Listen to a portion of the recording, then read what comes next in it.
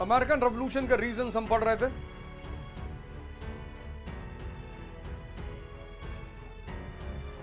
और 4 रीजंस की चर्चा हमने की।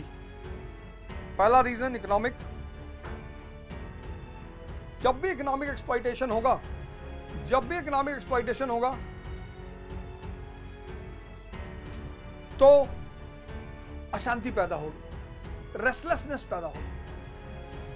Political causes, no taxation without representation. Social causes, diversified, detach, dynamic but dissatisfied. और फिर रोल ऑफ इंटेलेक्चुअल्स। जय हिंद फ्रेंड्स। किसी भी समाज को जगाने का काम उस समाज के विद्वान इंटेलेक्चुअल्स करते हैं, बशर्ते इंटेलेक्चुअल्स राज्य के चाटुकार ना हो।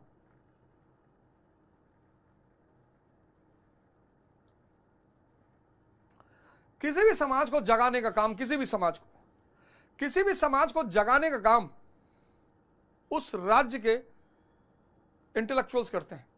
समझते हैं, वो समझते हैं समस्या क्या है और वो समझते हैं समाधान क्या है। जैसे आज भारत को एक बहुत ही व्यवहारिक शिक्षा नीति की जरूरत है, इंफ्रास्ट्रक्चर डेवलपमेंट की जरूरत है, इंडस्ट्रियलाइजेशन की जरूरत है। ये सब भारत को आज जरूरत है और आशा करता हूं आने वाले समय में भारत की ये जरूरतें आप में से कोई योग्य नेता निकलकर उसको पूरा करेगा। तो 4 रीजन हमने डिस्कस किया। अब इमीडिएट कॉज, 5वां,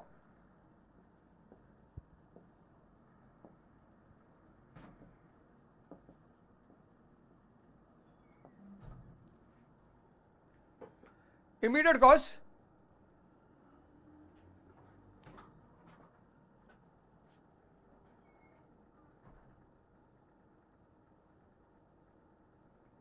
बॉस्टन टी पार्टी। इसकी चर्चा हम करेंगे आने वाले पॉइंट्स में, इसकी चर्चा हम करेंगे बॉस्टन टी पार्टी की। तो ये 5 कारण हैं, economic, political, social, role of intellectuals और immediate cause Boston tea party. इसकी हम चर्चा करेंगे बॉस्टन टी पार्टी की, बहुत घबराने की जरूरत नहीं है। अब हम आते हैं सेकेंड हेडिंग पे, फेजेस। दुनिया में जितनी भी क्रांतियां होंगी उसमें 3 फेज तो कंपलसरी है।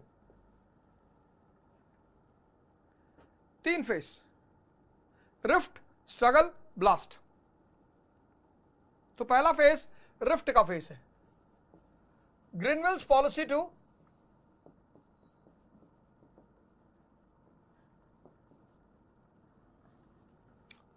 Sons of Liberty and Daughters of Liberty।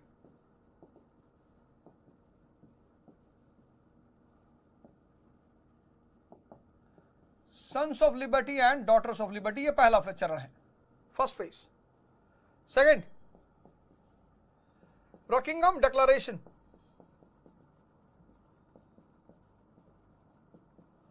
रॉकिंगहम declaration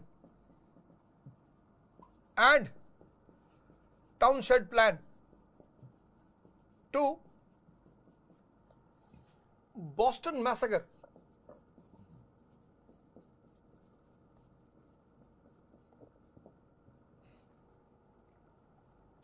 तीसरा, Lord North's tea policy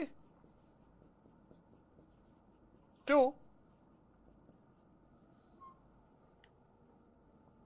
Boston tea party. ये 3 चरण हैं। पहला चरण किसका है? रिफ्ट। रिफ्ट का चरण है, रिफ्ट। रिफ्ट समझ में नहीं आई तो स्ट्रगल, और स्ट्रगल समझ में नहीं आया तो ब्लास्ट। दुनिया में मैरिज और डाइवोर्स के 3 चरण हैं। मैरिज और डाइवोर्स के 3 चरण हैं, 3।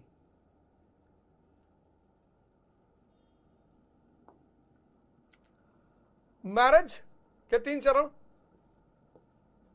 और डाइवोर्स के 3 चरण। मैरिज का पहला चरण क्या है? केयर। यहीं से कहानी शुरू होती, जब कोई आपका ख्याल रखने लगता है। तो खाना खाया, एनसीईआरटी मिल गई, और मम्मी की तबीयत कैसी?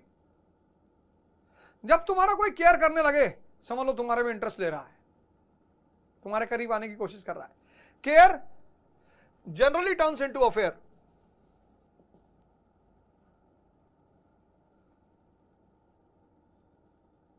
मिलते मिलते हंसी वादियों में दिल खो गया तो क्या करोगे?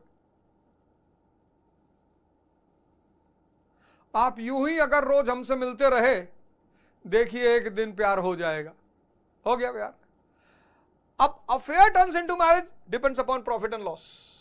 सारे अफेयर मैरिज में परिवर्तित नहीं होते।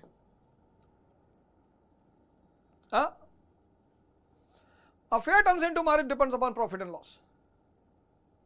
और जब तक आदमी अफेयर में रहता है ना, अरे इतनी आदर्शात्मक बातें करता है, मैं सिगरेट नहीं पीता, मैं शराब नहीं पीता, मैं तंबाकू नहीं खाता, मैं ये नहीं करता। सब जिंदा कहाँ हो बे, जब कुछ कर ही नहीं रहे हो। आदर्श की बातें करनी नहीं चाहिए, वो तुम्हारे जीवन में दिखाई पड़नी चाहिए। कर क्यों रहे हो? मैं झूठ नहीं बोलता।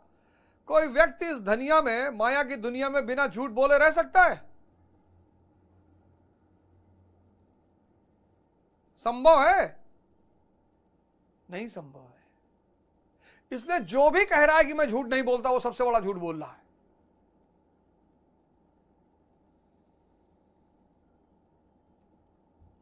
अफेयर में आदमी बड़ा आदर्शात्मक होता है, लेकिन शादी हुई और पहले दिन दूल्हा खैनी बनाते हुए निकला। दुल्हन ने देखा, बोला अरे तुम तो बोले खैनी नहीं खाते थे। वहीं से रिफ्ट शुरू हो गई, वहीं से तनाव शुरू हो गया। और तनाव अगर नहीं संभला तो स्ट्रगल, कि मेरी कार की चाबी मत छूना, मेरा एटीएम कार्ड रख दो। और स्ट्रगल अगर नहीं संभला तो ब्लास्ट। एक दिन दोनों ने एक दूसरे का बाल पकड़ के लड़ाया दीवार में।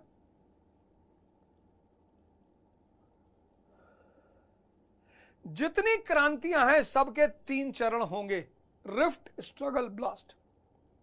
पहला चरण ग्रीनविल्स पॉलिसी से sons of liberty and daughters of liberty, पहला चरण अभी डिस्कस करेंगे। इसी में रिफ्ट पैदा हुआ, किसके बीच? अमेरिकन कॉलोनीज और ब्रिटिश पार्लियामेंट के बीच। अब कैसे रिफ्ट पैदा हुआ, इसकी चर्चा करेंगे। फिर दूसरा चरण Rockingham declaration and township plan to Boston massacre, यह दूसरा चरण।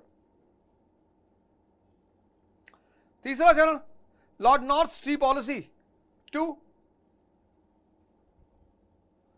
Boston tea party.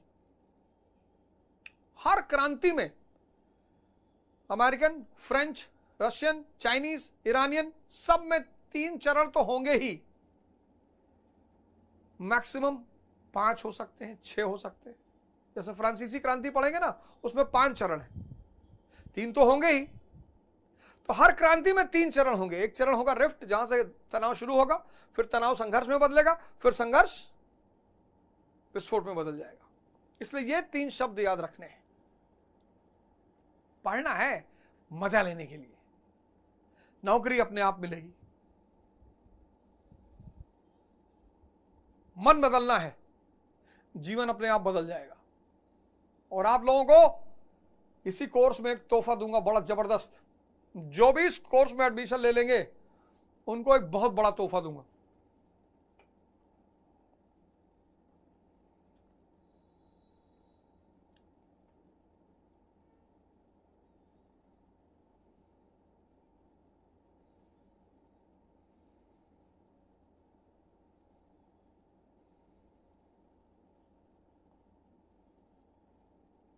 और ये कोर्स अगर आपने ले लिया ना,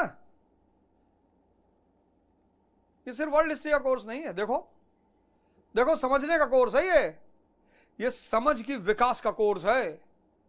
यही फॉर्मूला जो मैं वर्ल्ड हिस्ट्री में लगा रहा हूं, यही इकोनॉमी में लगा देना, यही पॉलिटी में लगा देना, यही साइंस में लगा देना, तुम्हारा सिलेक्शन हो जाएगा।